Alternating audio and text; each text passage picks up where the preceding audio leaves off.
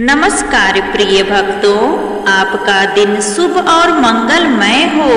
हमारे channel RV नई कहानियाँ में आपका स्वागत है। उम्मीद करती हूँ आज की कहानी आपको जरूर पसंद आए। आज सुनिए वैभव लक्ष्मी व्रत कथा, दो सहेलियों की सच्ची भक्ति की कथा। तो चलिए इस कथा को प्रसन्नचित मन से हम सुनते हैं। एक समय की बात है, किसी गांव में दो सहेलियां रहती थीं, सुमन और गौरी।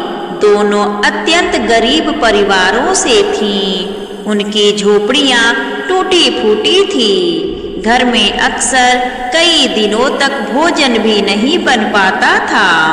गरीबी के बावजूद दोनों के हृदय में भगवान के प्रति अटूट श्रद्धा थी। सुमन की माँ का देहांत बचपन में ही हो गया था। पिता बीमार रहते थे, इसलिए घर का हर काम वह स्वयं करती थी। दूसरी ओर गौरी के पति का व्यवसाय लगातार घाटे में जा रहा था, जिससे घर में हमेशा तंगी बनी रहती। लेकिन दोनों सहेलियां जब भी मिलती, एक दूसरे के दुखों में सहारा बनती और ईश्वर पर विश्वास बनाए रखती। एक दिन गांव की वृद्ध पुजारिन ने उन्हें बताया कि वैभव लक्ष्मी माता का व्रत अत्यंत फलदायी होता है। जो भी सच्चे मन से यह व्रत करता है, उसके जीवन में दरिद्रता दूर हो जाती है और सौभाग्य का प्रकाश फैल जाता है। यह सुनकर दोनों सहेलियों ने दिल से निश्चय किया कि वे माता का व्रत रखेंगी और पूरे मन और पूरी श्रद्धा से पूजा करेंगी।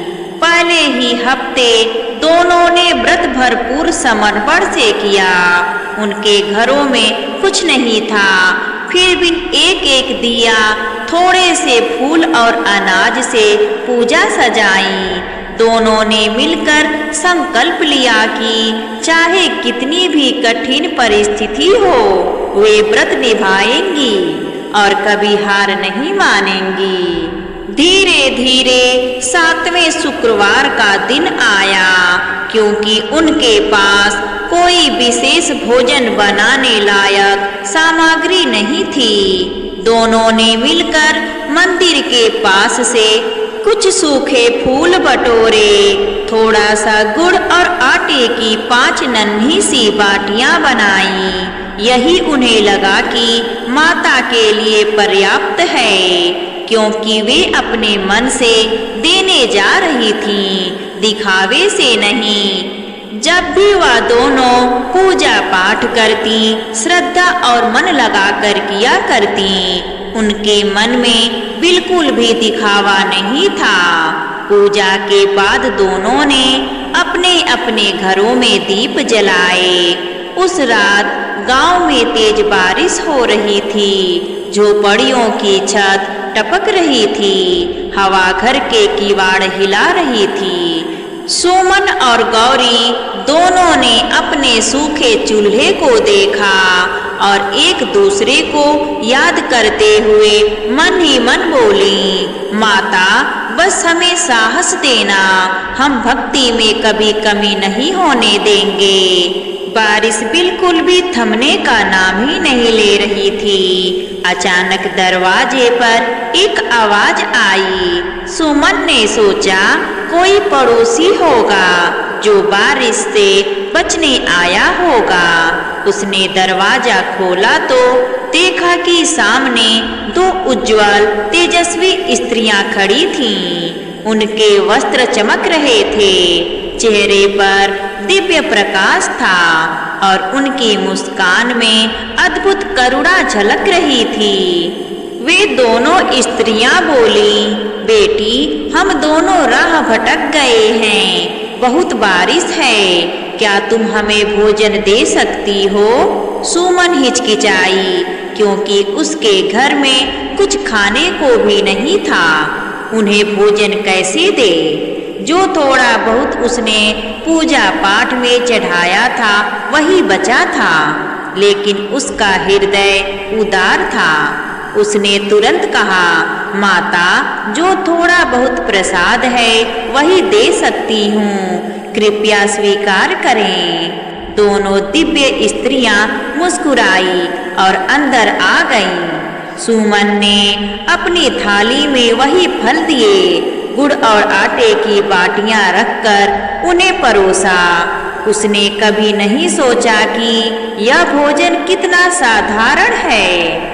उसके मन में केवल यह था कि अतिथि आए हैं और अतिथि देवता समान होते हैं। उधर ठीक उसी समय उसी बारिश में वही दोनों स्त्रियां गौरी के दरवाजे पर भी पहुंची। गौरी के पास तो और भी कम भोजन था, बस थोड़ी सी खिचड़ी जो उसने सुबह बनाई थी, और वह भी बिना घी तेल की। फिर भी उसने विनम्रता से कहा, आइए माता, हम आपको भोजन कराएंगे। मेरे लिए इससे बड़ा सौभाग्य क्या होगा कि मैं किसी भूखे को भोजन करा सकूं। दोनों स्त्रियों ने गौरी के भोजन को भी अत्यंत प्रसन्नता से ग्रहण किया।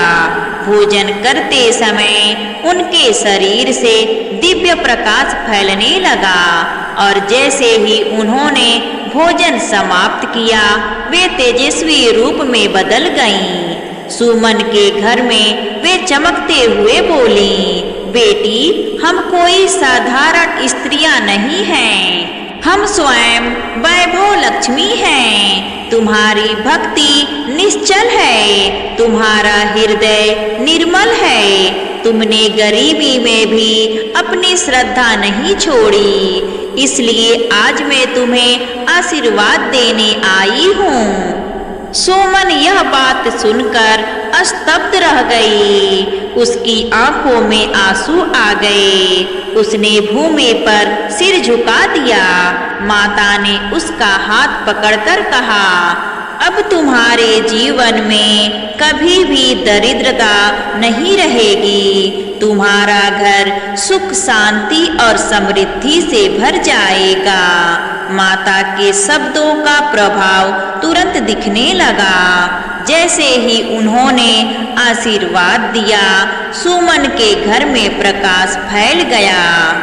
टपकती छत ठीक हो गई। आंगन में गेहूं के बोरे दिखाई देने लगे, बर्तन चमकने लगे और उसके पिता का स्वास्थ्य भी सुधरने लगा। उसी प्रकार गौरी के घर में भी माता प्रकट हुई और बोली, बेटी, तुम्हारी सच्ची सेवा और अतिथि भाव ने मुझे प्रसन्न कर दिया है। तुम्हारे घर पर अब लक्ष्मी का अस्थायी निवास होगा। तुम्हारे पति का व्यापार बढ़ेगा और तुम्हारा दुख समाप्त होगा। गौरी ने कृतज्ञता से हाथ जोड़ दिए। माता ने उसके घर को भी समृद्धि और खुशहाली से भर दिया। अगले दिन गांव वाले आश्चर्य से देखते रह गए। दो गरीब सहेलियां, जिनके घरों में मिट्टी का चूल्हा भी जलना मुश्किल था, अब उनके घर उजाले से भरे थे। पर दोनों ने कभी घमंड नहीं किया।